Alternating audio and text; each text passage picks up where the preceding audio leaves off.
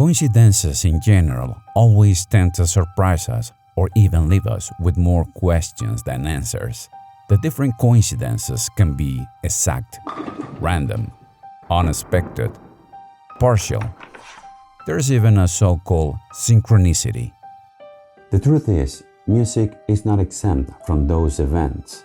And since all my last videos were about music, I thought about making a video with those musical coincidences that caught my attention. You'll find some of them a little bit creepy, but that's just a matter of perception. I really think you'll find them at least interesting.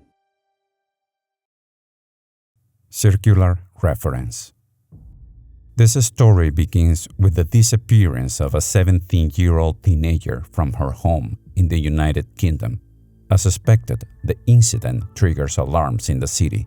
Police procedures begin, and of course, the media begins to report the event. In February 1967, a young Paul McCartney, a member of the Beatles, reads an article in the newspaper. Paul was looking for inspiration for a new song when he saw the headline, and he comes up with an idea.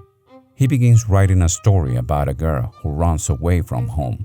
That song ended up being called She's Leaving Home and became part of the Beatles album Sgt. Pepper's Lonely Hearts Club Band. As for the girl, she was fortunately found safe and sound a few weeks later. It turns out she had run away with her boyfriend because she was pregnant.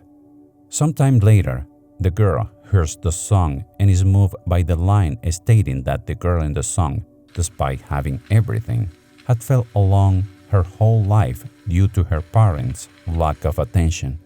This was one of the excuses the real girl had given to justify her escape. In fact, she was a precocious and outgoing girl. From a young age, she frequented dance clubs and was fascinated by fashionable clothing. It was during one of these parties when she was just 13 years old. She heard about an audition for a TV show where participants danced and lip-synced to songs. Not only did she audition, but also appear on the October 4th, 1963 episode and even won the first prize. The prize. A Beatles album signed by the band was handed to her by one of the judges, who by pure coincidence was Paul McCartney himself. Paul and Melanie had accidentally crossed paths on that TV show, and it will be her, the girl, who will inspire the song She's Leaving Home 4 years later after this event. Date of inspiration. This chronological coincidence is still ongoing and already have some observers in the music forums. Sade is a renowned half-British, half-Nigerian singer born on January 16, 1959. She debuted with a successful album called Diamond Life. She will also become recognized for the song Smooth Operator and is the winner of 4 Grammy Awards among many other recognitions. Sade would be the inspiration for a girl who will be born on the same day but 20 years later, 7,000 kilometers away in the United States on January 16, 1979. Aaliyah went on to train to be a singer, releasing 3 successful albums, and as a result of her fame, she has appeared in 2 movies, including one with Jet Li. She has gone on to sell at least 32 million albums worldwide. She was called the Princess of R&B in the distant year 2000. Aaliyah would also be the inspiration for a girl who will be born on the same day, but 9 years later, and back in England, on January 16, 1988. The singer FKA Twigs. She has appeared in films such as The Raven and to the date has released 3 studio albums. The career of FKA Twigs is still in development. We can only wait if this pattern of birth and inspirations will continue to occur and who will be the next girl. Deadly Notes. The Grateful Dead is an American rock band founded in 1965 that combines a rock style with blues, jazz, folk, country, and a generally eclectic sound. They are considered the godfathers of jam bands. They are ranked 57th on the Rolling Stones magazine's 100 Greatest Artists of All Time list and are the winners of a Grammy Lifetime Achievement Award. However, this band has a bizarre coincidence. Ron Pigpen McKernan, founding member and official keyboardist of the band, despite not being a substance abuser, he was just a known drinker, was found dead in his home at the age of 27 in 1973. He was buried at Alta Mesa Memorial Park in Palo Alto, California. After this event, Keith Godchaux became part of the band as the new official keyboardist.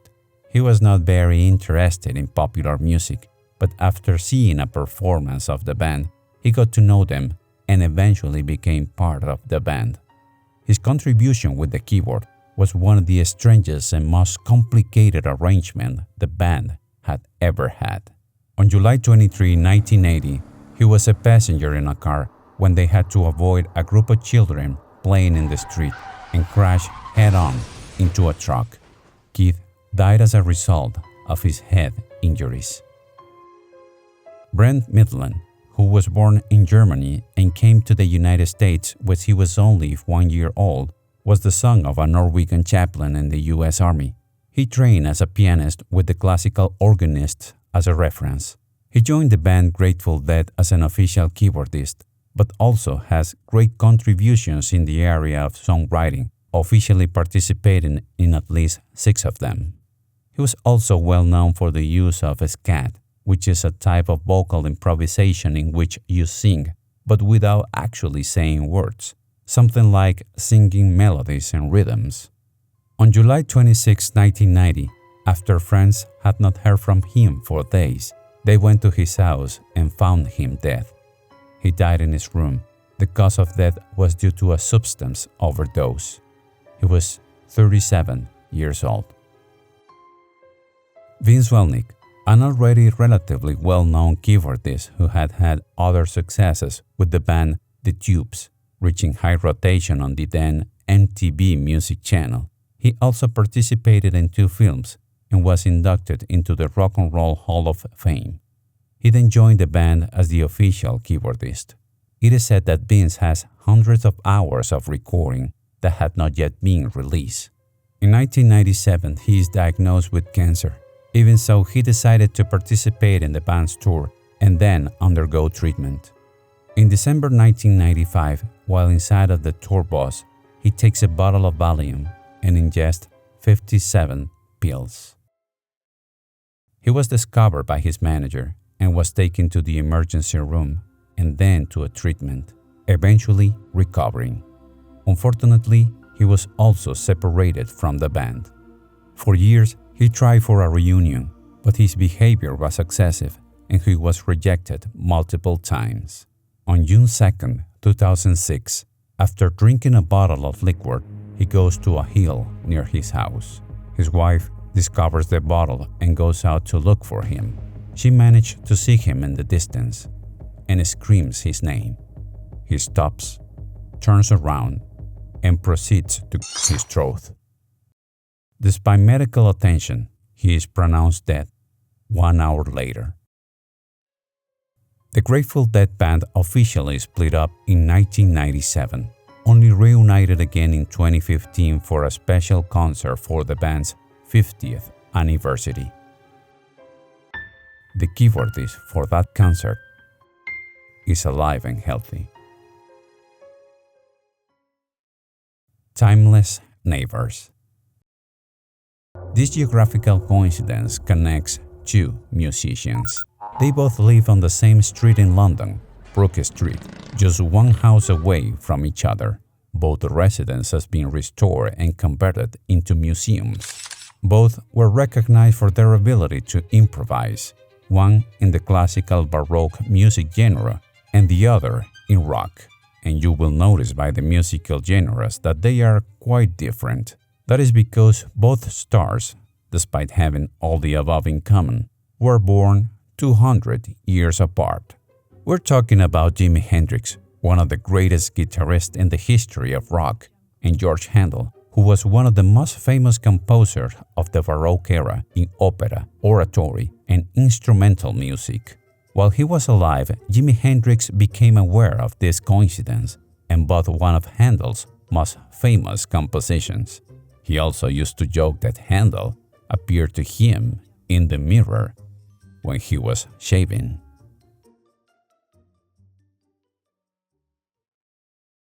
Dihydrogen monoxide.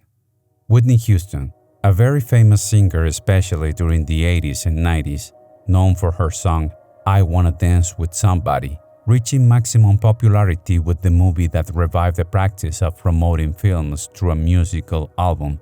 I am referring to the movie The Bodyguard with Kevin Costner, whose main theme was a cover of the song I Will Always Love You, achieving with this a worldwide success.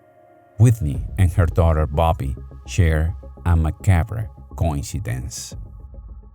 On February 11, 2012, in a Beverly Hills hotel, Whitney Houston was found unconscious in the bathtub of her room. Her death was announced later that same day. She was 48 years old. Her death was due to a combination of factors including narcotic use, coronary artery disease, and drowning in the bathtub. On January 31, 2015, his daughter, Bobbi Kristina Brown, was found unconscious in the bathtub in her bedroom. Although emergency personnel arrived, she had to be placed in an induced coma and passed away on July 26, 2015. Her death was due to a combination of factors including narcotic use, lobar pneumonia, and drowning in the bathtub. She was only 22 years old. Both passed away in the bathtub, 3 years, 5 months, and 15 days apart. 7th Decennium. There has only been one artist who has consistently managed to put at least one of her songs at number 1 every decade for 7 decades. That's 70 years, and is now Mariah Carey. She has had the same song in the top 1 for 30 years every December. The artist who has achieved that record is the singer Cher, who since the 60s had had a number 1 in the main charts. In the 60s, she started with the song I Got You Babe from 1965. In the 70s, she achieved 4 singles at number 1. In the 80s, she managed to position 2 singles at the top of the charts.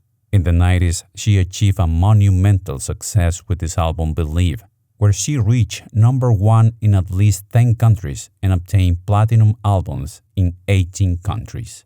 And she was also the one who introduced the use of auto-tune into the mainstream, even though she didn't need it.